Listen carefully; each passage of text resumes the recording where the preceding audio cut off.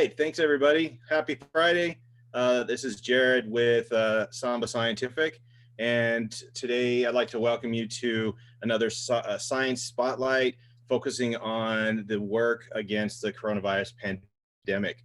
Today we're talking with Dr. Andrew Yurochko, professor at LSU Health in Shreveport, Louisiana. And we're talking to Andrew today about how he and his team at LSU set up a coronavirus testing lab. So just a little bit of background on Andrew. He is the Carol Feist Endowed Chair in Viral Oncology. He's the Vice Chair of the Department of Microbiology and Immunology, my alma mater, and the Director of Research at the Feist Cancer Center and the Center for Molecular and Tumor Virology, and a number of other leadership roles as well. So Andrew, thanks for joining us today. You're welcome. So on a personal note, so I've known Andrew, we knew each other for about 20 years. Andrew was on my advisory committee when I was in grad school, earning my Ph.D. And so after many years of taking questions from Andrew, I'm really happy that we've switched places and now I get to ask the questions. So Andrew, can you talk a little bit about the lab that you set up, this emerging viral threat lab?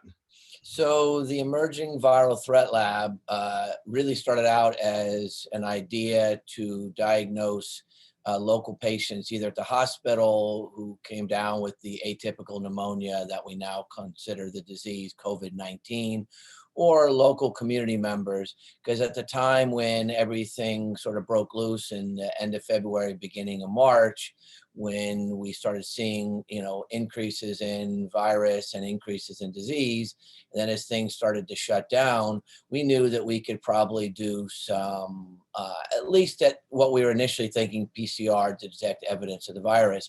So that's where really the idea started, and we realized that it was going to be a lot bigger than it probably what our original intent was. And so we went from really the idea of a small lab, maybe using our own PCR machines, to realizing we needed to put forth a broader idea, one that would have needed administrative help from our chancellor, vice chancellor office, our accounting. Obviously, we needed money, and we needed personnel. So what the lab is, it is called the Emerging Viral Threat Lab. It's officially been designated. That's the administration is called that. We have our own website, even a Twitter page or a Twitter feed on what we're doing updated. The lab's overall sort of current goal is we have PCR set up, the sort of the classic way to look for detect virus. So we have a number of PCR machines. We have at least a single robot, hoping to expand to do more, to do the processing from sample to RNA, and then obviously PCR RNA to outcome. We have that validated and are currently serving, or initially we started as a diagnostic lab for the hospital. Once the hospital diagnostic lab was up and running, we were up prior to them. They're doing more hospital. We are serving only for our own LSU Health Hospital overflow should they need help. What our bigger push is to do the medical staff at the hospital, so our own LSU faculty, our research staff, frontline defenders or frontline folks at other hospitals if needed. We've done our university police department. We've offered to our local police if they need it, but sheriffs, state police. Again, I know there might be some other labs. Where we've really had a big push is in an outreach is in our local community.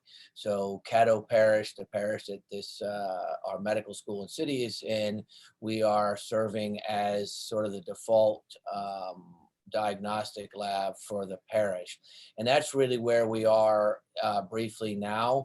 We are expanding our capabilities to do a serology testing, which we hope will complement the diagnostic of PCR, so we'll be able to detect presence of the virus as well as whether someone has been infected. Obviously, the serology simply will give us outcome, in the context of antibodies. We've got a really nice system set up, another in-house system, much like our PCR that we set up in-house in that context. We are, in addition, and one of the ideas of what we want our lab to do besides sort of the diagnostics, and this really is what I think one of your questions, our vision for the now, the tomorrow, and the next week, next month, next year. I've sort of given you the now part, and I guess I can take any questions or let you ask some more questions, and I'll talk about where we're going. But that's really where we started as a diagnostic lab, goal being actually to do it by hand, maybe 50 at most a day. Realized there are going to be so many more than that. So we extended to a robotic capability, and now really are up to about 400, 500, 600 a day, really with the capacity, what we have in-house currently, up to about 1,000. We really need more robots if we want to do more than 1,000. And that would be operating 24/7, at least the processing of the robot, because that's our limiting feature right now. Yeah. So. Wow. Do you see also like space also eventually becoming a limiting feature? Is it really, I mean, in your vision for the future, being really just the technology or the robots? So in the context of space, if you're asking about lab space, or that I think will not be an issue. Initially it was, we were going to have just really a small lab when we thought we were going to do just a small numbers. But I think when we convinced the administrators realized the potential, and I think we all sort of meshed on what we can do, what we could do, and what we should do, and realized all those came together that we have to expand, and that we need to really be proactive and not reactive. And I think that ended up being one of our real strengths. I will say there were a couple of strengths. I think people generally liked each other, so there was a spirit of collaboration, cooperation.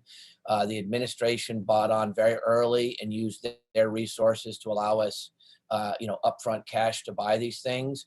And I think with our mission being met as really an incredible source of support for our community. We've even received money from the Caddo Parish Commissioner's Office on the order of $175,000 to screen our underserved populations in Caddo Parish. We've had more than 100,000 donations from local businesses to maintain this. We've got the name of the state. We've been sort of put on a bunch of state boards to try to help make policy, at least as much as can be done with diagnostics and that. I'm not saying we're dictating anything else with the governor, but in the context of potential future diagnosis with either PCR and serology. So I think we've really met our mission, and I think the school and I hope the state has seen that. And so so right now we have, since you worked in the BRI, we have the equivalent of 3 full-size labs, a tissue culture lab, and some of those small interior rooms that, for PPE storage and blah, those sort of things.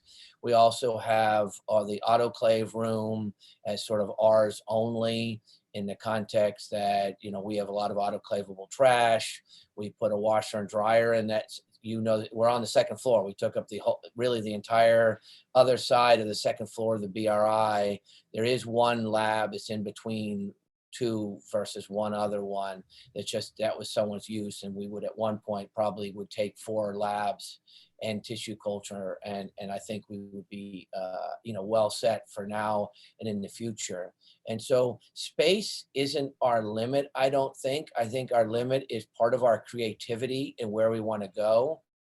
And that, again, I think has been a strength. We are saving samples. We've got some collaboration set up to sequence virus from patients, obviously de-identified with all IRBs appropriately filled out. And once approved, we're going to send samples of virus from Louisiana for sequencing.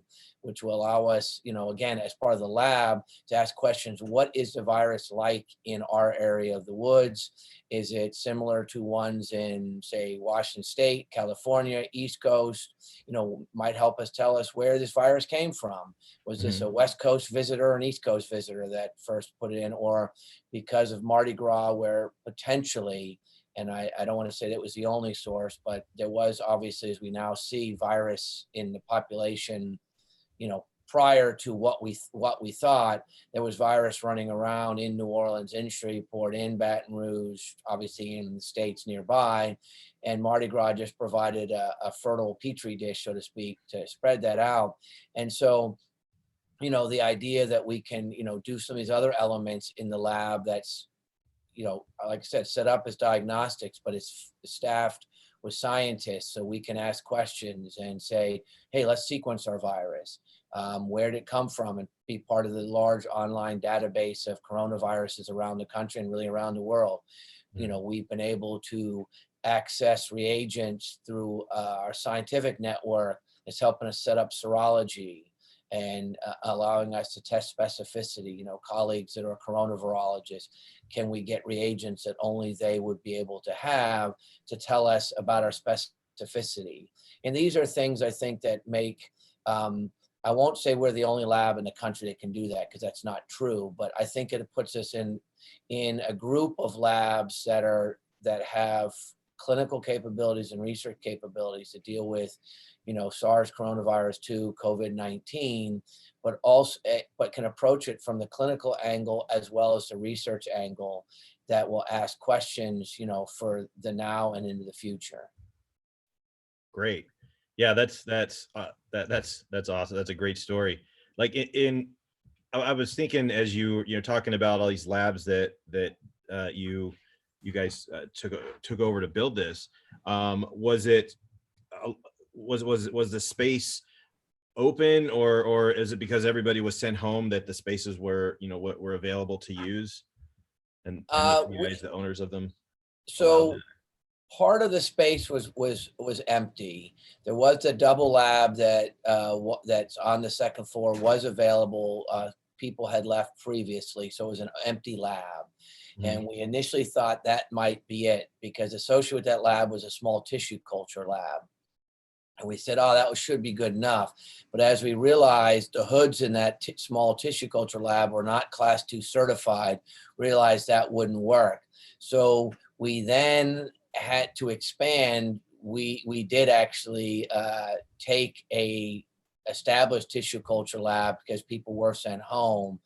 And obviously at some point that all their equipment will be given back, but they had certified Class 2 biosafety cabinets, meaning they have HEPA filters and all the necessary safety equipment, where the older ones for, BSL-1 type agents don't require the same stringent, don't have the filters and other aspects for simple making media, et cetera. And so we required the Class 2 biosafety cabinet. So we really, in the end, borrowed their lab, and it was big enough to put our robot in, so we could create a single room that was a hot room, that the samples come in, the tops go off. Those samples, the swabs, if necessary, come out of the tube. So the tubes, what I'm talking about, are the samples coming from the patients. They have the nasal pharyngeal swabs in the tubes. Sometimes we take them out, sometimes we don't. It depends on the nature. And those things, it gets opened up and put in the robot. The robot does all the extraction, the stuff to get the RNA ready, and we get, 96 well plate. And the benefit of the robot is it's hooked up to a computer and everything's barcoded. So the plate comes off, and we know where every patient sample is in that plate, in which thing. So we never lose track of patient X, Y, and Z, so to speak. And the beauty of the robot and the barcode is, it doesn't matter where they go on. It's a 96 well plate, but with controls, you run 88 samples per run with the robot. And so when you put them in the racks that the robot loads, it is able to track each of those. But I guess that gets a little off the story. So we borrowed that tissue culture lab. We did need one more lab that was largely empty, but was being partially used. And so the one remaining lab, we put all the extra equipment in that lab since they're not using it. And this is something we will have to address when it opens back up, of how we're going to do that. And we have thought about the tomorrow, and tomorrow not technically being the day after today, but tomorrow being months from now and years from now, as we want to keep this lab in play, about with our new building being built, actually having dedicated space for a diagnostic and surveillance lab that would really serve as an a unique, we think, LSU component of our medical school. Yeah, and when we talked last time, you mentioned that I was really impressed with just the planning, the future proofing, this concept of starting this lab now for COVID-19, for coronavirus, but then translating it to not just coronavirus, but for other diseases, other pathogens as well, or viral pathogens as well, in terms of the surveillance and testing of those of those pathogens. Can you talk a little bit about that? I guess this is now getting to the future, So what we will do, obviously, we'll have to rearrange a few things as we see when opening up, to make sure everything remains safe for people working in the building as such. And obviously all those have been thought of. And as I mentioned, our today goal was to do the diagnostics. As we go forward in the short-term future, with the virus not going away, probably, well, we really don't know. And a lot of it may depend on when the vaccine comes in, but with models suggesting 2021 through 2025, and maybe becoming endemic, but less fatal, at least in the current case fatality statistics that we see, we are not going to stop this aspect of diagnosis through the fall, winter, and next spring in the very least.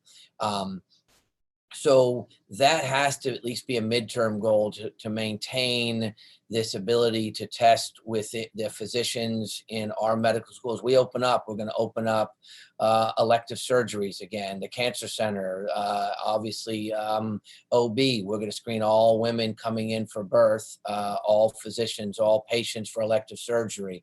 That in itself will be a high load. We're going to continue screening nursing homes on a regular basis throughout the parish. If we can get additional money, that would go to other local parishes. We're going to have to continue serology. We're working on a one LSU being, various reference labs within the state serving as a reference lab to really screen all of our LSU employees. I don't just mean our health science center, but the LSU Baton Rouge. Again, that's a work in progress. I don't know how that'll work out, but those are some of the ideas that are being thrown out. So in a midterm, that will clearly be the case. I think one of the advantages that we will have going beyond that is if we establish ourselves as this key diagnostic lab, we also open ourselves and surveillance as we screen samples. We'll be able to look for other viruses, and that's sort of our hope, is that as a surveillance lab we could do a flu, for example, and that obviously comes back every year. Not all of them are as dangerous as every year. Some are very mild, some are much less mild when you look at the numbers. We certainly know that there's increased changes in some of these encephalitis viruses. There's ebb and flow. Saw not that long ago, Zika virus came out. I realize it was not so much in the United States, but these are examples of things I think we would be poised to be able to continue to test for. And I think meshing our lab from the diagnostic and sample collection with research allows us to also, be able to test the potential for novel treatment options when some of those come online as well. Great, thanks. I just looked off screen because a former grad student of yours as well, Ian Demerit, just commented and asked a great question about how working with the FDA to develop, a diagnostic lab and develop the test. Sorry, what was that? So I guess the question is just talking about how you guys have worked with the FDA to become a diagnostic lab. So, that's a good question. So what we did when we tried to start up was we knew we were going to have to obviously have some sort of authorization to be able to test. And what we did short term, and we're still running on that, the Feistweiler Cancer Center, we partnered with them. They have a genomics laboratory. So we are piggybacking with their certification. So their certified lab, if we're wrapped into them, at some point we will need to break away and get our own certification. So we've done a couple things. Like I said, first, we have the Cancer Center, which is CLIA certified, and for what they've done. So we've used their certification and their expertise to get our lab up and running. We knew what we needed to do for the emergency use authorization, and we filled out the paperwork, all the validation of our kits. We used, in our case, the CDC kit. We were aware that there were other potential PCR assays, but we figured the validated CDC kit, and we had a number of colleagues in labs who had used the same kit. So we had sort of a co-troubleshooting group that fix any problems. So we used that. We followed the proper validation, proper number of validations. You spike it with RNA. Again, using our science, we got coronavirus RNA from colleagues. So we had the coronavirus 2 RNA grown up to so we knew the copy number that we could spike. And so we could validate our assays. Once we got our first positives and negatives, we had another validated lab test those, which is all part of the validation. We are using our Cancer Genomics, again, that lab who runs it. We're under an emergency use authorization. We had to do this from our governor to allow the Ph.D.s in the department to go. So the rule is med techs are good to go. Whether you have a PhD or anyone else, and probably have more experience in the context of PCR and the things we were doing, but from a lab standpoint, they're not certified. We got an EUA from the governor to say during this initial startup, we could use the PhDs as lab techs, allowing a state guideline to get us going. Now, since that point, we have got ourselves certified, at least filling out all the paperwork for the FDA, and we've turned everything in for all the regulatory bodies we're supposed to do. And it's been a bear, because we had to do a lot more standard operating procedures. We had to think about things in a different light in the context of checking freezers every day. We had to understand, we had to think about supply chain. So we couldn't get a reagent that was going to run out in a week and be validated for that reagent. And this all went into our planning. Luckily, as scientists, we were able to get in early into some of these kits, and we used kits and things that should not be in a supply chain issue. So the first robot we picked, for example, allowed very flexibility with different kits. So we weren't stuck to an Abbott kit or a Merck kit or any other company that was short. So and all those things go into the authorization. If we change our protocol, you have to get revalidated. And yeah, it was a little bit of a bear, and it was sort of a different thing for us to think about. But because we piggybacked, and it's really what our colleagues in Oregon that we we worked a lot with, they piggybacked with their cancer center's lab and allowed them to get up and running very quickly, as opposed to having, where we would have had to start if we did that from scratch. Mm-hmm. Do you think that just your experiences there will help you once research opens up again, once the labs and everything open up, just those experiences benefit you guys on the research side as well? Some of the lab stuff I think is intellectually interesting, and I don't know if learning how to do FDA approvals and CLIA and CAP and Red Cap and all these things are going to make me necessarily a better scientist. But I think the context of thinking of the clinical implications of a viral infection, and it's something I think I've always done a really good job working on CMV, particularly as we got into the bone marrow transplant, and you really think of a clinical implications of your work and how you phrase your research. And, this sort of approach, I think also does, what helps with that. And I think the other thing that it helps with is that, when you're a researcher, it's very easy to say you're in a lab and you say you're a bug, you're a disease, or whatever, and you give stats. It causes this, it causes that, people die, people get sick. But when you realize that that it's not just people, but they're really humans, and in the context that we're screening samples that are coming from a person that's in the ICU. And, when you look at some of the levels of virus, those are very, very sick people. And, later we found out not all of them made it. And you've seen the news that depending on which study you look at, a significant percentage of people in the ICU on ventilators don't make it, that, there was sad outcomes and so I think it gives you, not to dwell on the sad, which is a reality that we have to deal with when doing diagnoses, and you are being a professional to give an answer to a clinician to hopefully have a better outcome for that patient. But as a researcher, I think it really puts this integration of the research with the clinic and why you do the work that you do. And so when we think about that, that's why I think it's important we do some of the sequence, the serology.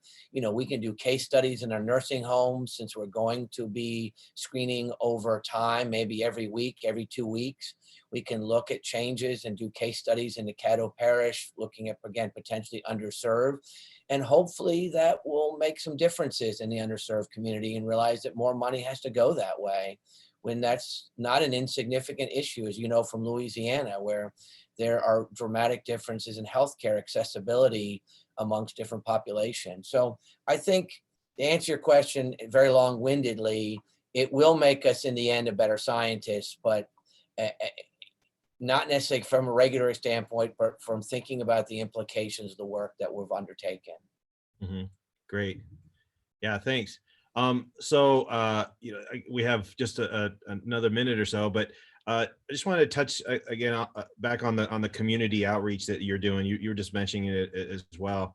I know people on my team are really interested in what that looks like. You were mentioning vans going out to community centers or whatever. Could you just talk a little about how you're Sure. reaching out to them?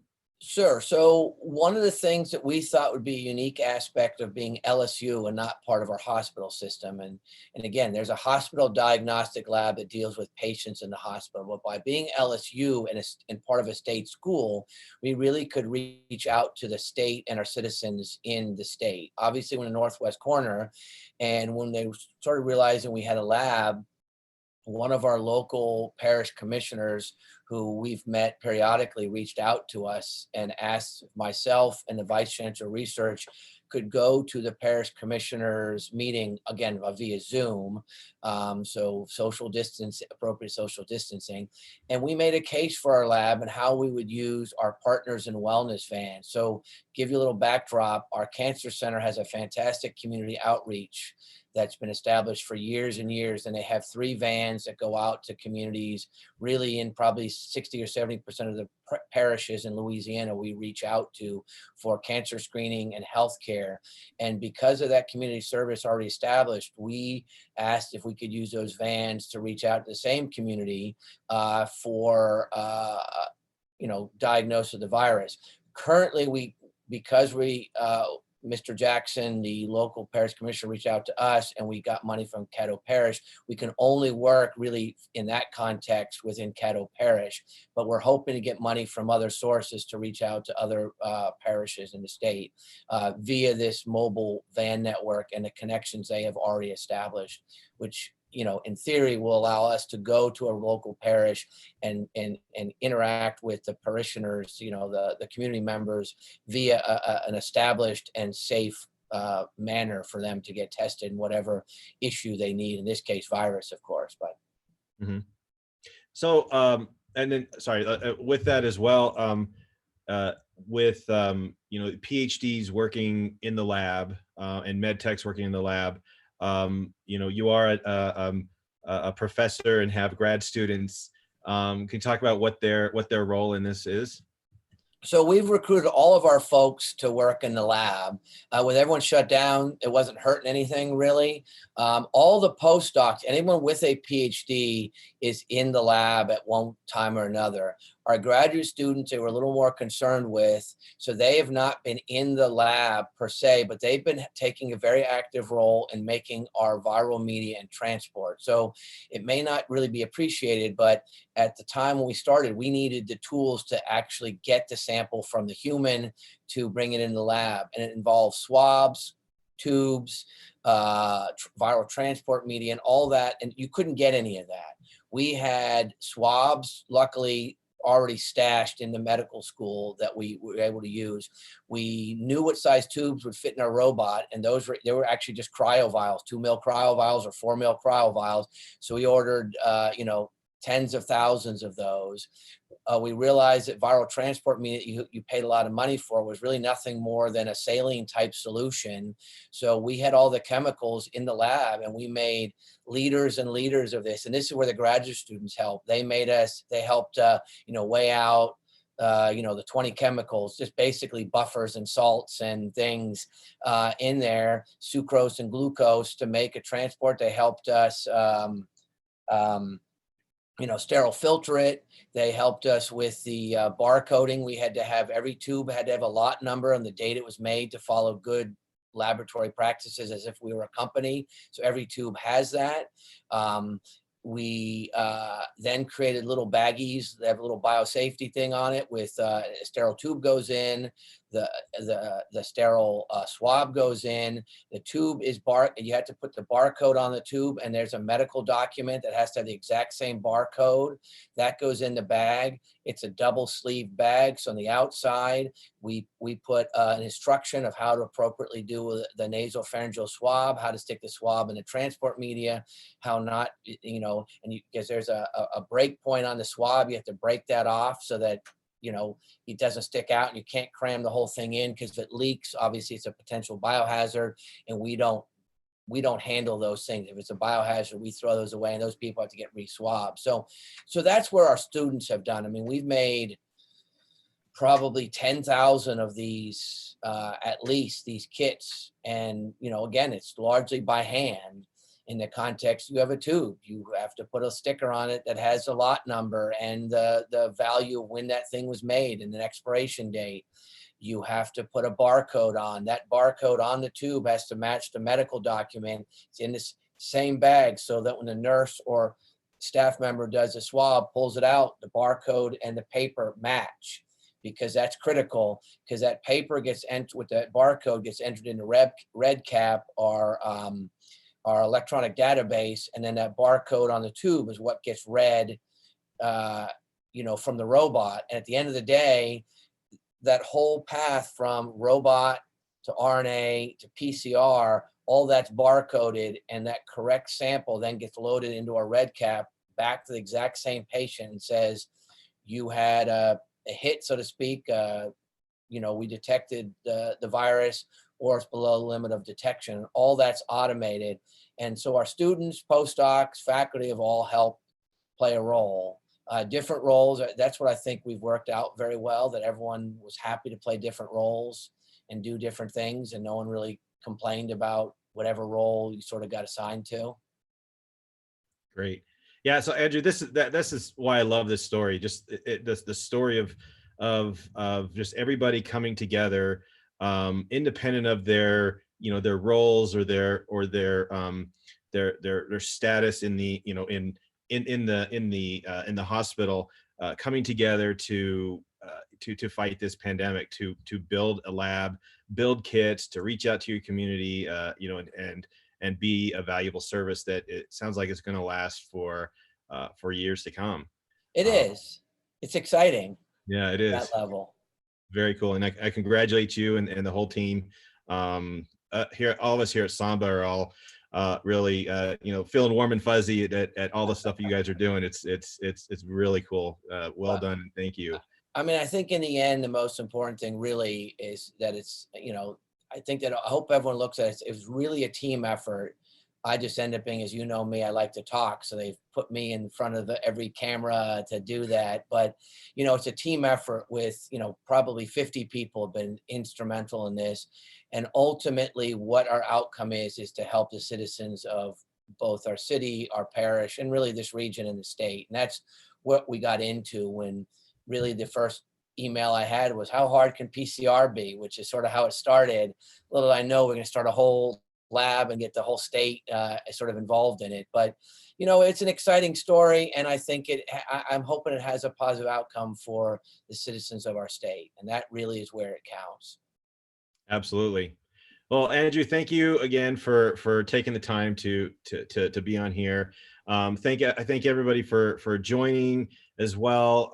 Andrew, you said there's a Twitter handle and a website for the Emerging Viral Threat Lab. Is that right? There is. It should just be under EVT Lab, or look under LSU Health Science Center Shreveport, and there's a Emerging Viral Threat Lab, and there should be a Twitter handle. I forget what it is. I have to admit I'm a Twitter novice. I got put in charge of it, of all things, and I didn't even have a Twitter feed. So I got another faculty member who his special power is Twitter, and he does it. But he has to check with me so that we don't. Obviously, it's a school one. We can't have anything controversial or anything like that. But we've been thanking our people, the patrons and the local patrons who give us lunch, and we've been updating our statistics of daily or every other day, how many people we've tested, our percent positive, update things in the news. Like I said, when we got the money from the parish commissioners to do outreach, we want to make people aware, particularly our citizens, that we're going to be coming hopefully to them to help them out and screen them. So all that gets on our webpage and our Twitter feed. Great. And we'll make sure to get that information for those who are watching. We'll put that in the description of this video as well. And Andrew, thank you so much again for taking the time. Best of luck as you guys continue to develop this, and we'll talk again soon. Absolutely. Cheers, dude.